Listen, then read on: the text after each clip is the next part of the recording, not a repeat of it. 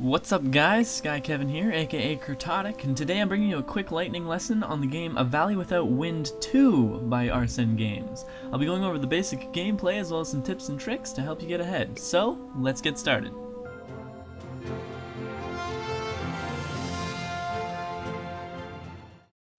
This is A Valley Without Wind 2, obviously the sequel to the first one. As with the first one, it's an RPG sandbox game with server-based multiplayer similar to that of games like Minecraft and Terraria. Unlike the first installment of this game, the control scheme has been changed. Instead of using the mouse to aim your spells, you're now supposed to use the arrow keys to move around and aim, and the ASDF keys to launch your spells.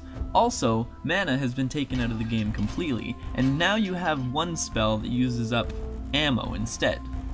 This game is set in the world of an evil overlord named Demonica, and you are the one person in the Resistance with the power to cast spells and defeat him and his minions. Similar to the first installment of the game, you still choose a character with differing amounts of health, ammo, and damage values.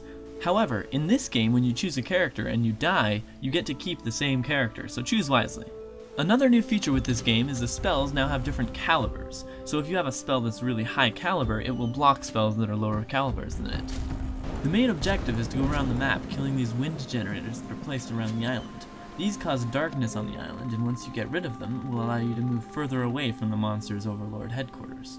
Another part of this game is a turn-based function that allows you to control other units of the Resistance. You have to keep their morale and their food high and send them out scavenging for food and scraps. The scraps then can be used to build buildings on the map which become strategic locations. If you lose all your survivors, however, the game is over. Every time you die in this game, the only thing you really lose is your equipment and morale, so you want to keep that in mind.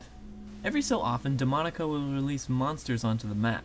You cannot fight these monsters, only your Resistance members can. The monsters will have a level, and the survivors will have a level, and whoever's is higher determine which one lives. If they're the same level, they both die.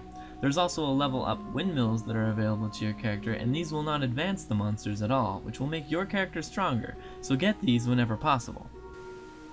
Finally, the last way to power up your character is finding equipment around the map, which will increase your damage, HP, movement speed, and other specific attributes. You've also got perks that you can change as well, but those are based off of your level.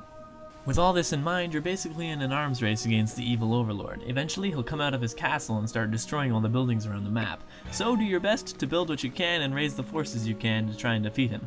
Tip number 1. Use your slow and heavy-hitting spells to block the enemy's shots, then use your quick-firing spells behind them to do maximum DPS. Tip number 2.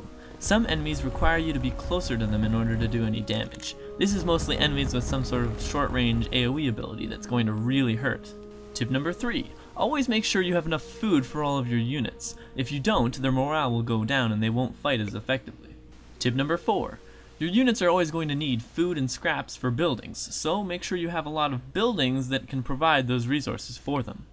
And that's all for today, guys. If you liked it, click here to go to my channel. Click here on the annotation above to go to one of my previous lightning lessons. As always, I enjoy people watching my videos, so leave a comment down below if this helped you with this game at all.